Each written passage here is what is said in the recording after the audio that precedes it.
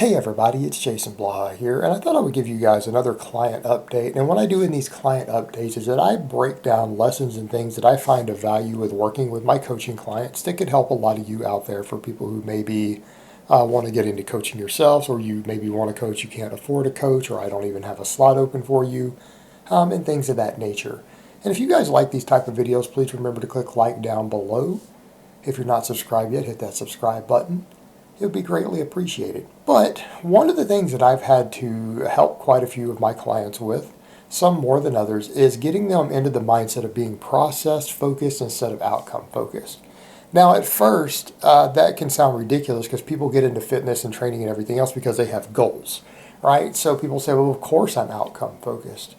But when we're dealing with anything in life, any process in life, and I don't care what that goal is, there's a process that has to be followed. And when you have a set of goals that require a process, once you initiate that process or determine what that process is, when you start wasting your energy thinking about the outcomes, it's very, very easy to sabotage your efforts. It's actually extremely easy to sabotage your efforts.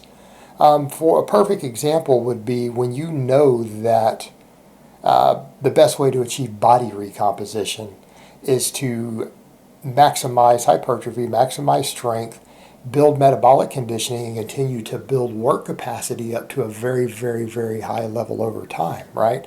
That's the process. That's the process to changing body composition. To build an enormous energy turnover, build as much muscle as you can so that you actually find trimming body fat to be much, much easier. But we also know, and again, this is one of the reasons it's noted why bodybuilders tend to be lazy, is anybody who diets frequently tends to be a lazy person, and it's not their fault. It doesn't mean it's in their personality. It's a side effect of calorie deficit, right? It's a side effect of calorie deficit. So when you have people who maybe they get too obsessed with, they don't want to not be ripped all the time. They want to not be ripped all the time. And I get clients who are like this, who are the chronic undereater. They get obsessed with their abs, and then they can't figure out why they can't gain any muscle. They can't figure out why they're still underweight for their height, everything else. And there are people who actually, from where they're at, could probably make fairly lean gains oftentimes, but they fail to do so year after year after year. And what ends up happening with a lot of these people, instead of saying, hey, how about instead of me focusing on the process of just maximizing my strength training, maximizing my training volumes, because if I want to keep burning more energy and I want to get my energy turnover high, I probably need to optimize all of that. Right? You push them in that direction. But instead, they keep going, man, I need to do a mini cut. I need to drop 5 pounds real quick. Okay?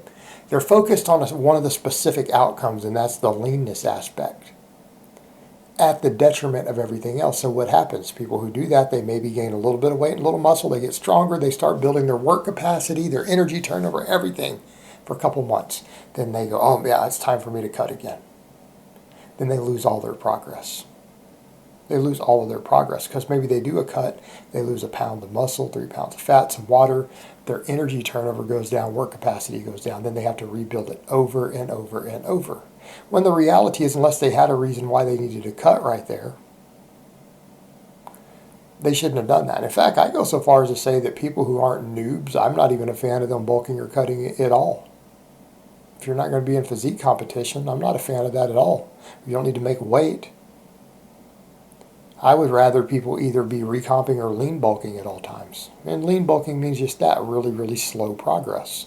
And I think for most people, if your programming and training is optimized, you can do that. Not necessarily with just some of the cookie cutter programs I throw out for people. I'm talking real optimized programming where you're doing additional conditioning work. You're eating a lot of protein, a lot of calories. So when I talk about people recomping, I'm not talking about people on 2,400 calories, 2,200 calories. I'm talking about people who are training hard and doing conditioning work with a very high energy turnover. That's where recomposition becomes more possible. I would say that for people, that is actually generally going to be the better approach than bulking and cutting, and then lean bulking when you do need to gain muscle through the same process, right? Just up calories a little bit. But you'll get people who get obsessed with this, and then they never end up even finishing their noob gains out. And I've had clients like that. I absolutely have clients like that who got caught up into that cycle of always just a little bulk and then cut every time they're not lean, every time they can't see their abs. Okay? The end result is that they never finish their noob gains. They never get to a 225 bench. They never gain their first 20 pounds of muscle. None of this stuff ever happens even after 2, 3, 4 years.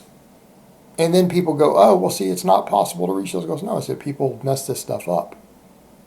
They mess this stuff up. And it's kind of like the other one I said. Sometimes it's simple as they just never lifted explosively, and so they run some sort of minimalist novice program. But if you don't lift the weight explosively, you won't get big and strong on a minimalist system, right? You won't, because there's not enough training volume and your reps are too low of quality.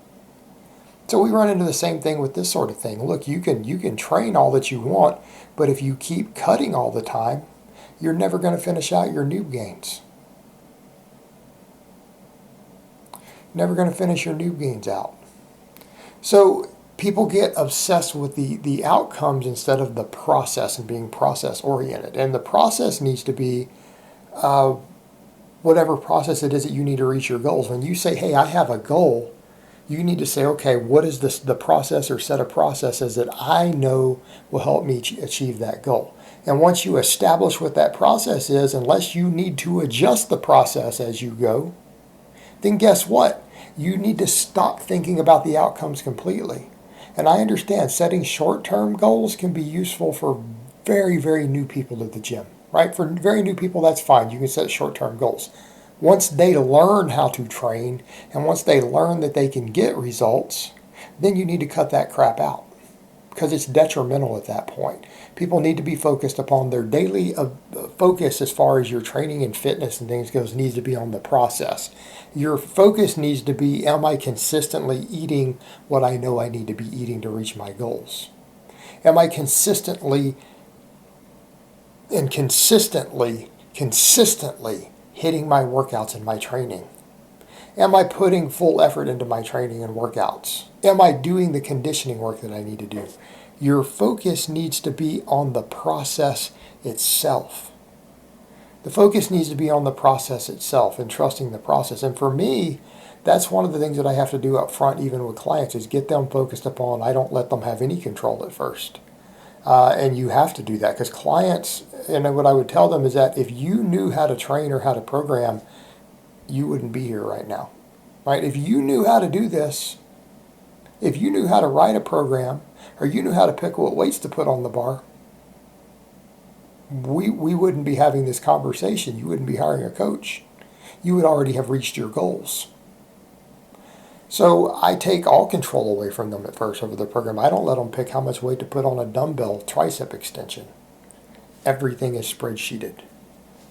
Then once they get into the process and I teach them to let go of all of that control and just follow the process, then I start giving degrees of control back. But every time I get a client, for example, that they change one single thing, they change the pound on the bar one time over what I prescribe for them, we restart over. And I don't necessarily tell them that. They don't know that that's what I'm doing. But every time they change something themselves differently than what I told them to do, we restart this. I don't give them any control back. And the reason is because they haven't learned to trust the process yet. So a lot of it's reprogramming your clients to learn to trust the process. And then when they can trust the process and then they're getting results, then you start giving back degrees of control. You start letting them pick their weights on their accessory movements, and so on and so forth. And you allow them a degree of control back over their training, right? You give them a degree of control back over their training. But initially, when you're dealing with clients who don't know how to follow the process correctly and they can't get focused on the process,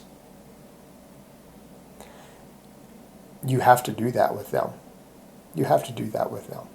Otherwise, they'll be outcome focused and they'll start changing variables in what they're doing continually every time based upon what they think is the short-term goal instead of the process. The process is following your training programming, right? The process is eating the amount of calories and protein that you know that you need to reach to keep moving forward towards your goals. Those are the processes. And so people have to be taught how to be focused upon the process rather than the outcome, particularly over the short-term outcomes. Because every time you stop and obsess over the short-term outcome instead of the process itself towards getting there, people tend to sabotage themselves. They tend to sabotage their ability to get results that they would have otherwise gotten had they just continued to do the training and continue to eat the food, right? They'll sabotage themselves almost every time the moment they start obsessing over the short-term outcomes. And you have to get, as a trainer or a coach, you have to get your clients out of that mindset, number one.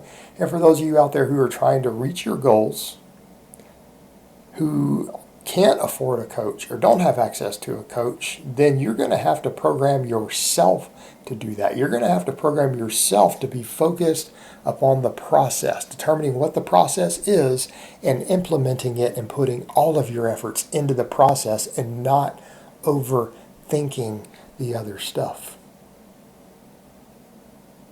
Because when you're emotionally invested in those outcomes, you tend to way overthink and make big mistakes in adjusting your process. You've got to focus on the process itself and step away from the outcome. And that's the thing with me. So even when I'm coaching clients, I'm not emotionally attached to the same degree that they are to their outcomes. Therefore, I can do the thinking objectively regarding what they need to do with their training and then get them back focused on the process. But again, I've seen it. I've got clients who, when I look at it, you can see why they fail to reach their goals year after year after year after year. And it's very, very apparent when you look at what they're doing. They're almost always sabotaging their own process by obsessing over the outcomes and changing things that they shouldn't be changing. All right, that's usually one of the number one problems that people have. And I know plenty of coaches who've noticed the same thing in their clients. And that's why you'll see a lot of experts will say you have to be process oriented instead of outcome oriented. All right, guys, well, that's really all I have to say on that today. I hope it's been informative, and I will talk to you guys next time.